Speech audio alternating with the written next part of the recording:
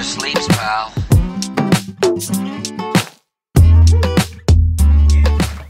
Hey there, this is Pete Townsend and welcome to our 18th episode of Money Never Sleeps, a podcast that looks inside the head of entrepreneurs and at what makes them do what they do. Money Never Sleeps is kindly sponsored by Top Tier Recruitment, a specialist recruitment consultancy in fintech and financial services.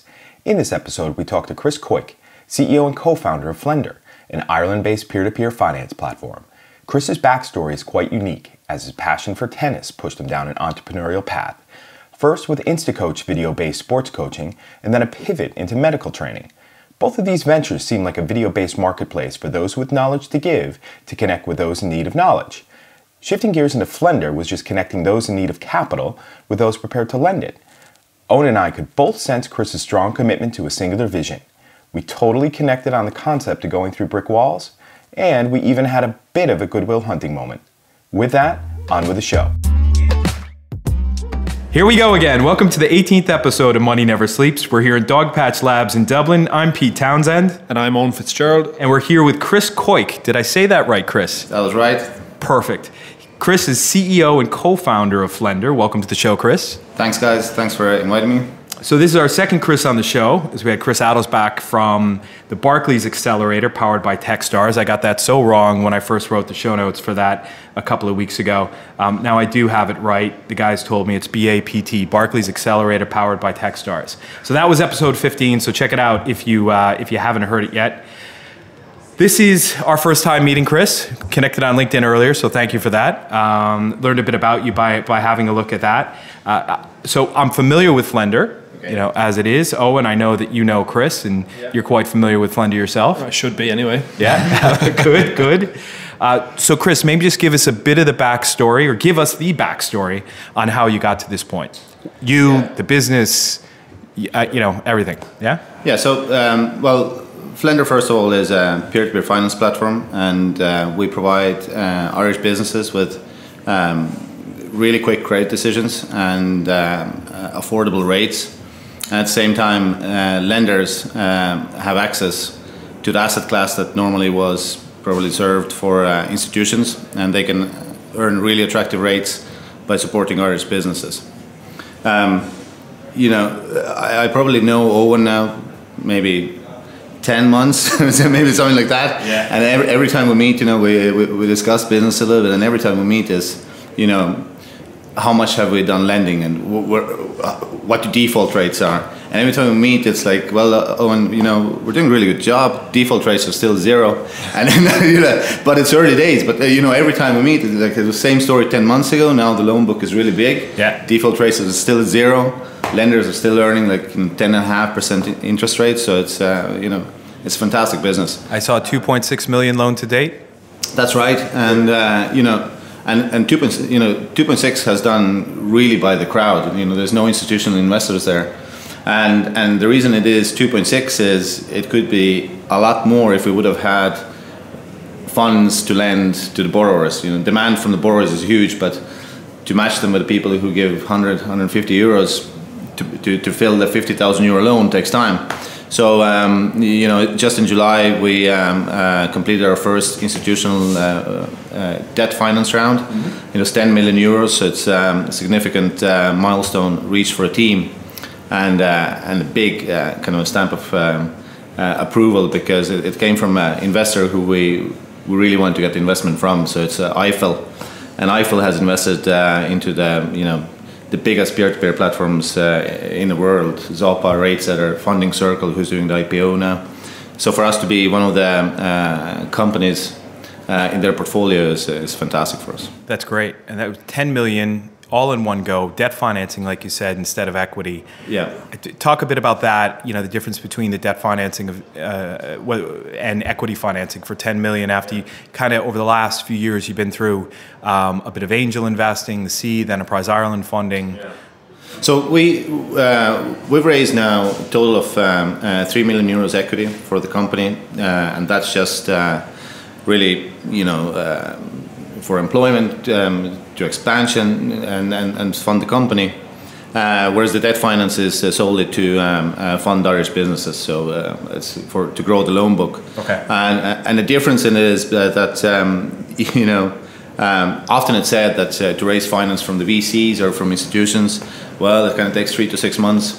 I think it's actually a lot longer. I think both the equity finance we got from Enterprise Ireland or the debt finance from IFL or any other institutions we've talked to, it seems like the timeline is more like 10 months. Oh, absolutely. So so it takes a long time. And but at the same time, the difference between equity and debt has been that most of the 3 million came through the professional investors and well-known entrepreneurs, high net individuals, and these guys, once they believe in the concept and they understand the business, they'll do the deal quite quickly. It's kind of a matter of a couple of weeks maybe, rather than 10 months. So.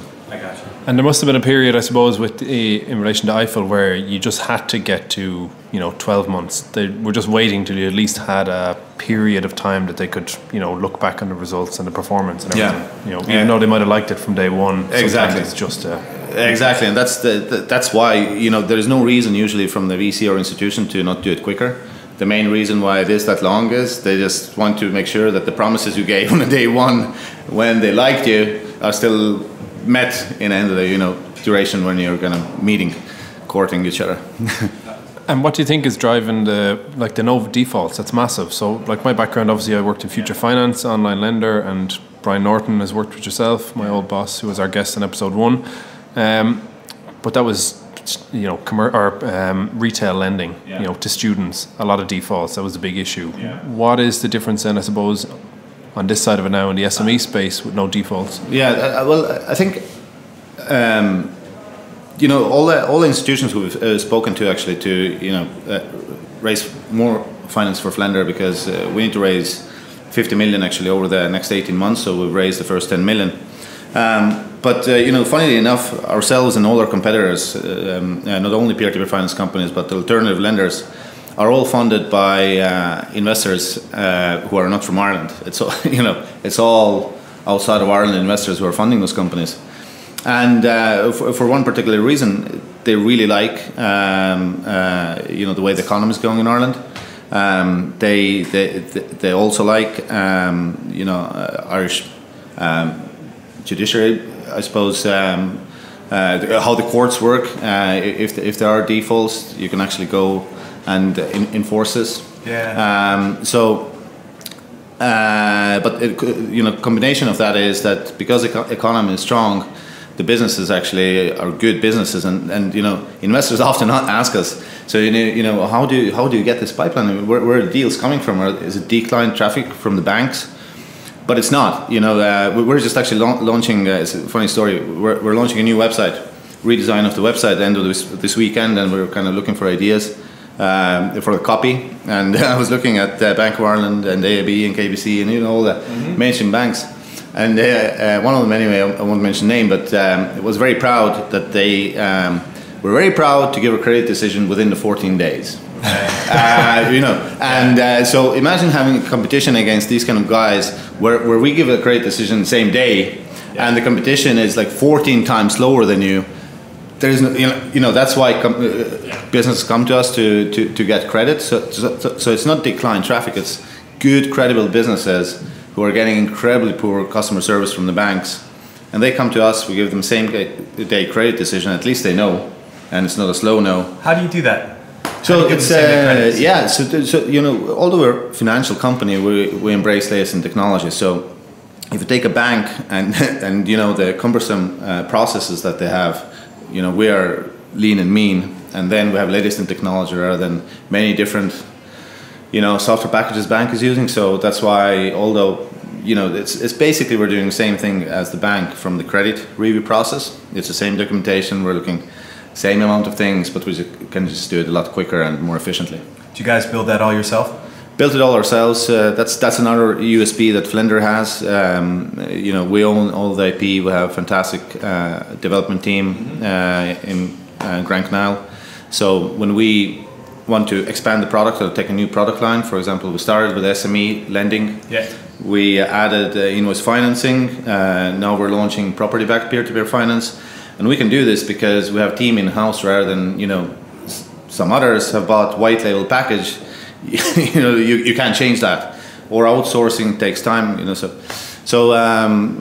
whereas, I suppose very lucky to have a great team, first of all, but early on when we started the company, we did some right decisions, surrounded ourselves with great advisors and mentors. Brian Norton actually being one of them, who helped the company a lot from strategy point of view early days. So I guess that's why we're winning. There's something about the more loans you write, the more rich your data becomes. The more rich that data becomes, the better your scoring is for the next loan that you're going to give. Yeah, absolutely. And it's kind of a chicken and egg situation as well. Although you might have a great business, but the end game is to have access to cheaper and cheaper credit so you can pass it on to the borrowers. But you can't get access to the cheaper and cheaper credit until you grow your loan book. Yeah. But you can't grow the loan book without access to finance. So it's like, right. Yeah. So you mentioned the tech team and being pretty strong, and looking back at your story and seeing, going all the way back to Camarillo High School in California, as a tennis player, and then a tennis coach, and then as a tennis entrepreneur. That's right. And then pivoting the InstaCoach business into DocLink with a similar mindset for delivering medical training, almost to an extent. That's great research, actually. It's all there on LinkedIn. It's about 10 minutes. Okay. Yeah. So, did any of that carry over? What you built with the first couple of times that you built businesses here, did any of that approach carry over into what you're doing now in a completely different vertical, which is what I find totally interesting? Yeah. So I guess it was kind of Flender was the evolution of everything I kind of done so far, in a sense that each of those businesses that I actually created was I think probably that's the best way. Some of the entrepreneurs, if you ask, it's they created the business because they kind of saw the need for it themselves, rather than creating something that I think it's cool and 10 people will like.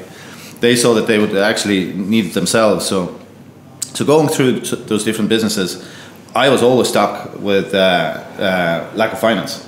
Either the businesses that were in a startup phase, okay, you can go to the bank, but try to raise it from somewhere else, really difficult. And the businesses that grew into the good cash flow businesses, it was still hard to get a finance from the bank. Although we got it, it took like 4 months.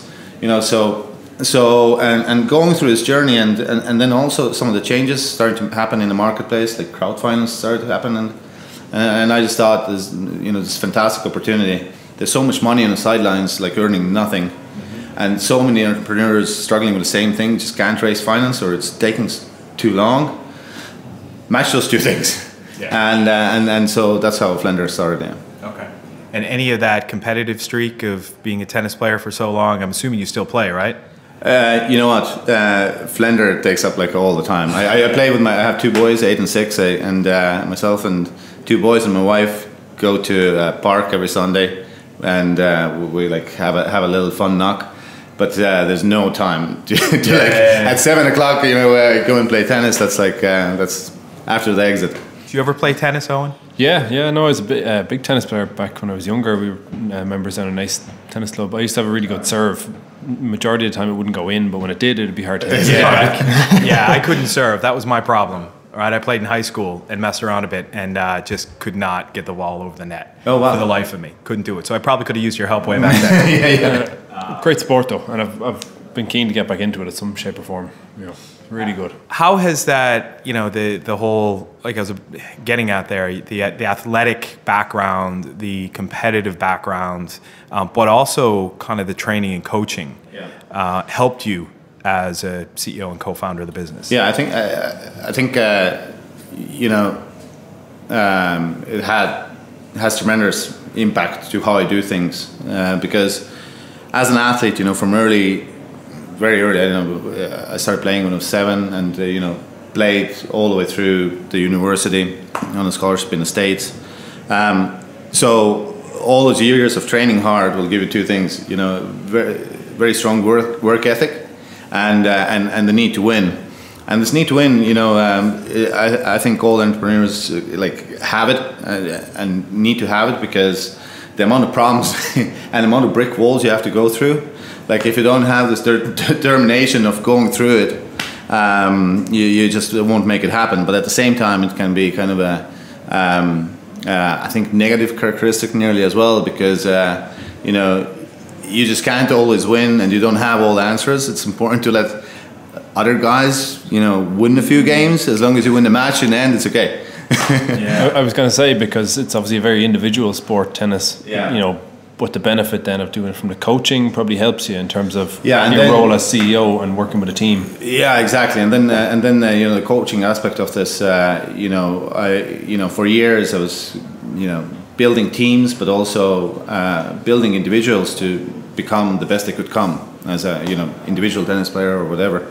So now building the team in Flender and nurturing those guys who are around me, it's I've done it all my life. So hopefully they'll like it. Just before we got started there, we were talking about doing the raise of 10 million on the debt side, and the fact that you need to go spend that, right? I was listening to this podcast called The Full Ratchet yesterday, which goes back about 4 years and is the very basics of angel investing, VC investing, so on and so forth. Highly recommend it. And it was talking about the J curve, right? And there's this typical J curve in private equity and venture capital where your returns are J-shaped. Yeah. For the listeners, I'm moving my finger in a J shape right now. And that when that first point of investment, the value of that investment, as soon as you put the money in, it goes down, right? And then over time, if people are doing what they should be doing and hitting their marks, obviously that goes up, and hopefully you move from J curve to hockey stick, right? The very interesting part that this podcast drove home to me is that from that first point where you get that investment, the company loses value, right? Because what are you doing? You're taking that money and you're hiring a bunch of people, and you're bringing cost on. Right? And bringing cost on, obviously, is a weight on your balance sheet, but you do not yet have the revenue that those people will generate, right? And where that new tech development will eventually give you new product that will generate more revenue. So it's that kind of bit of a valley that happens, right? But and with Flender is a little bit different from that point of view, because the finance that we raised was debt finance to lend out to the businesses. So as soon as we lend it out, we have income. And we have the customers who to give it to, but the problem is that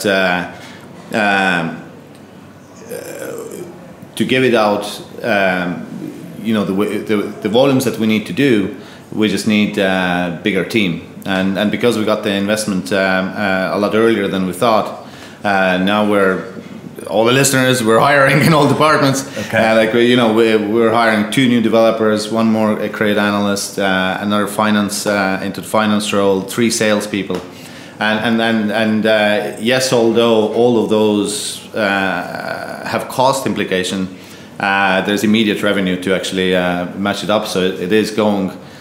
Rather than normal equity investment, it's actually going as like a hockey stick. Straight like a hockey stick. And I saw that with Future Finance. We took in investment at the time with Goldman Sachs. And again, it was all to underwrite the loans. Yeah. But again, the whole thing meant that we needed more people in seats making those loans. And that was the challenge every month, was to continue to grow the book significantly. Yeah.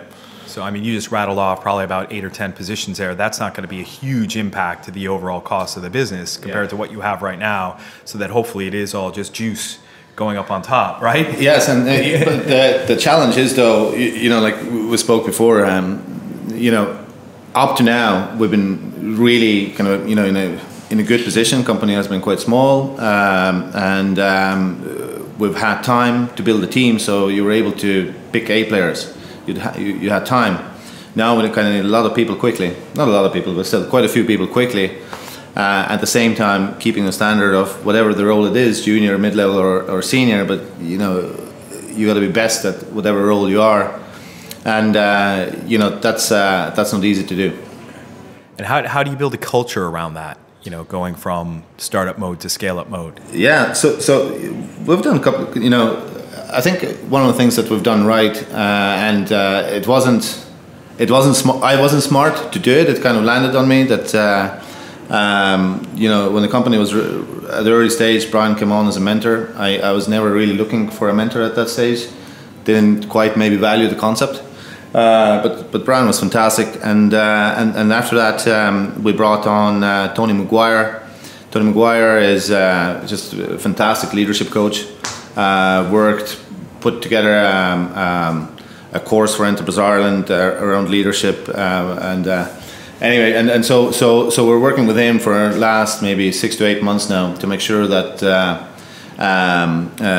the values, mission, and the vision are really solid, and everybody who is in the company, is joining the company, is really driving the company towards where we need to get to.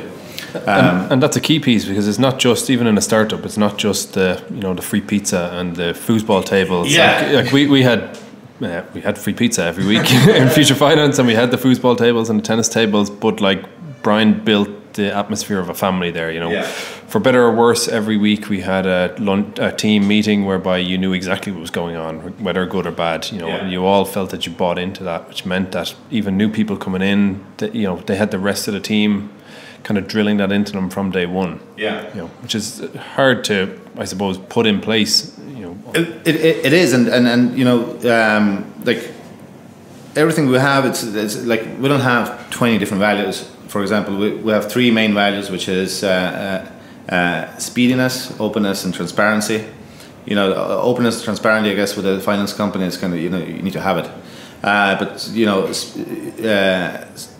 speedy behavior around any touch point in the business, that's a key for us. So if anybody contacts us on a intercom, on a customer service, we need to make sure that we get back to them within 5 minutes. Same with email, same with phone calls. So, and the whole organization lives by that, and it's really cool to see this, actually happening when you step aside. You guys are flying it, Yeah, intercom, having those little widgets on your website can be incredibly helpful. Yeah, absolutely. Yeah, it's definitely. I think actually,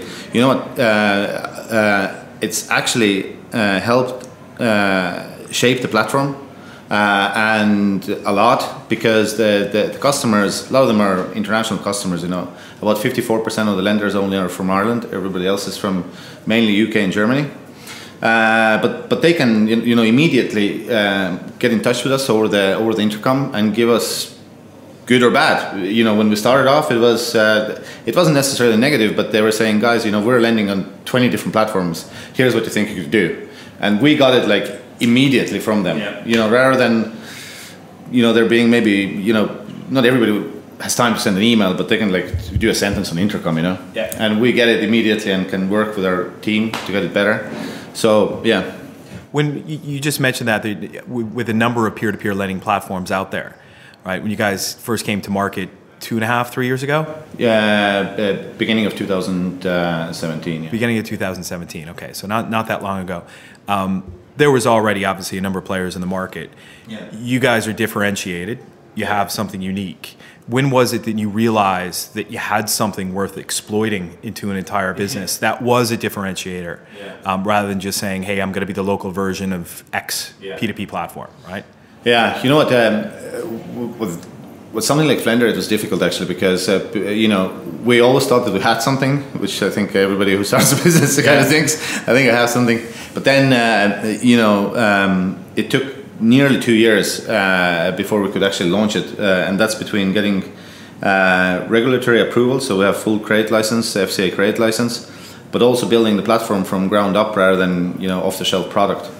So before we could actually test the thesis, it took 2 years of getting ready and building it. So when we first launched, and then we got the first borrower, that wasn't kind of surprise, because we had plenty of time to source one borrower. so we launched that. But I remember this is myself and Ollie Kavanagh, who's my co-founder, we went for a lunch in Grand Canal. And I think our first borrower was like a small loan. I can't remember, like maybe 6,000 euros. And anyway, we were eating there, and we had anytime somebody lent some money, we got an email notification, because in the early days, because there weren't that many. And anyway, so we got like two emails that day, and somebody did 500 euros, somebody did like 50 euros, and then all of a sudden we're looking at the phone, and the loan closed. somebody closed off the whole loan, and I was like, oh my God, Wow. this actually works. Wow. We have borrowers, we have lenders, we're making money, the loan closed. Yes. So, and then a few months after that, we have to turn off the email notifications every time. So that was it. That was it, yeah. And so we knew we had something, and every day, we still actually haven't done any marketing or advertisement. So this month, in a couple of weeks' time, you'll start hearing a lot more about Flender. We have a brand ambassador, Jamie Heaslip. So we're doing some cool stuff, some video and radio, and so it's going to be really cool. But yeah, well, once we launched, through word of mouth, you just could get this feeling that this is going to work, because you can see the lenders growing this way and the borrowers going that way. Well, I mean, there's so many small to medium-sized enterprise groups around the country, right? Yeah. And whether it just be social groups or meetups or whatever, the local enterprise office is everything, and word does get around, right? If you're doing a good job. Absolutely, yeah. I think we're going to see more and more of that. What do you think are some of the other personality traits beyond your strong work ethic and your need to win that have helped you to not only build this business with your own inertia, but also that of your co-founders that you've partnered with? What is that what did that team ethos look like really for the three of you as co-founders? Yeah, I think it's also impossible to kind of do those things without being like, entirely like enthusiastic and optimistic, because there's so many challenges, so many challenges and tough things, like if you can't wake up and just think that this is going to be cool, don't worry about it, and make sure that everybody, early stage team just has no worries. I might have a lot of worries, but they know that it's all cool. Kris is going to sort it out. It's all cool. So I think that's important, and that they can just focus and drive on. Because early stage, when you're still kind of reliant on angel investment and then seed investors, and not every month you necessarily even make the salaries, but so founders often didn't get paid, but everybody else did. Yeah. And you gotta be able to do that, and I think you gotta get support from home to be able to do that. Yeah. I know, and it's interesting that go through a brick wall, like you said, and the enthusiasm, the optimism, all of those things you absolutely need in spades. I was just thinking today, something that I'm working on. I left the corporate world 2 years ago after 22 years in asset management, asset servicing, banking, so on and so forth. Your mindset does change, right? When you know that you're the last line of defense. And I needed somebody to come do something for me in 2 weeks' time. And they were one of maybe 15, 20 people I was asking to come join this thing. And they said no. But I thought they were saying no on an uneducated basis. They didn't have all the details.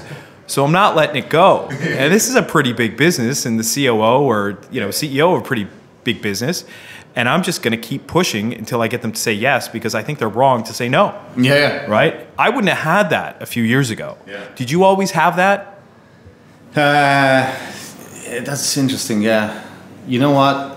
I think, I can't remember back, a few different businesses back, but I think definitely for the last 10, 15 years, definitely I would have had that, yeah.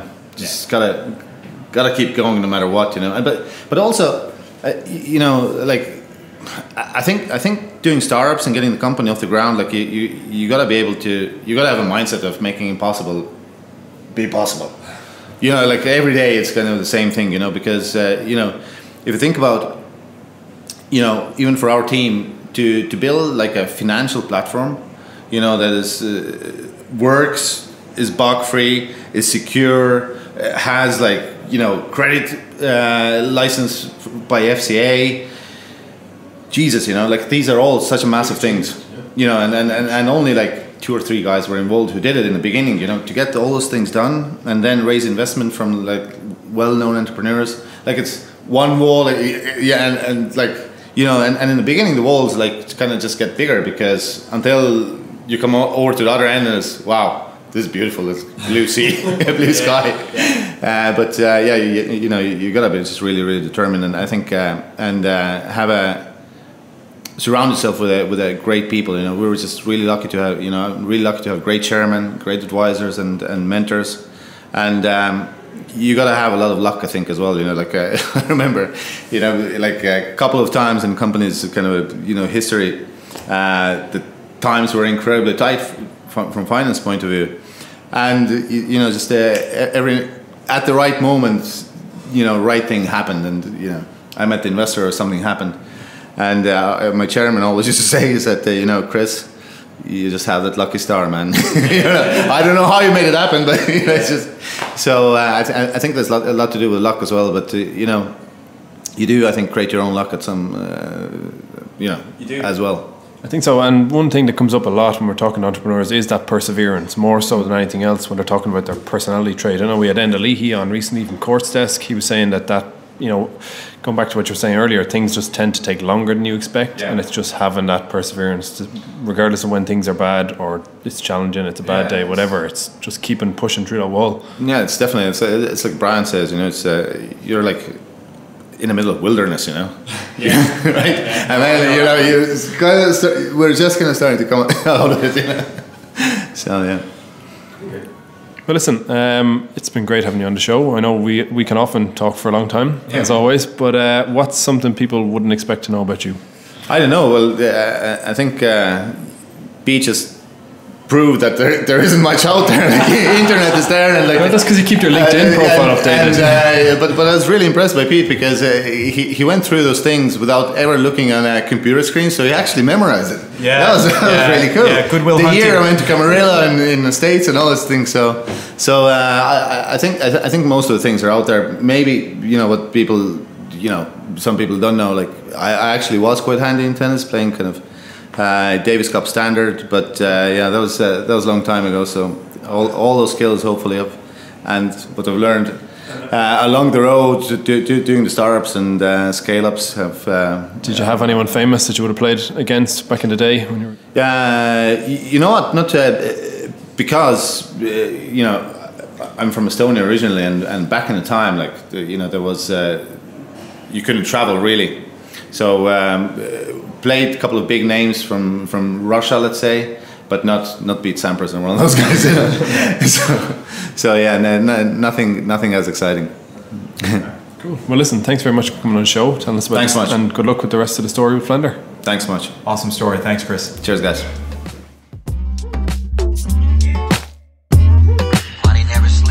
We'd like to thank Kris for opening up his mind for the 18th episode of Money Never Sleeps, a podcast brought to you by Owen Fitzgerald and me, Pete Townsend, and sponsored by Top Tier Recruitment. You can find out more about Kris and Flender on flender.ie. Please subscribe to Money Never Sleeps on transistor.fm, iTunes, Spotify, or on your favorite online media channel and leave us a review. Each one helps. Also, check out our website for more at moneyneversleeps.ie or drop us a line on info@moneyneversleeps.ie if you're an entrepreneur with a story to tell. We'd also like to thank the team at Create Sound for recording and editing this podcast, and thanks to Dogpatch Labs for hosting us and for their unwavering support of the startup community in Dublin.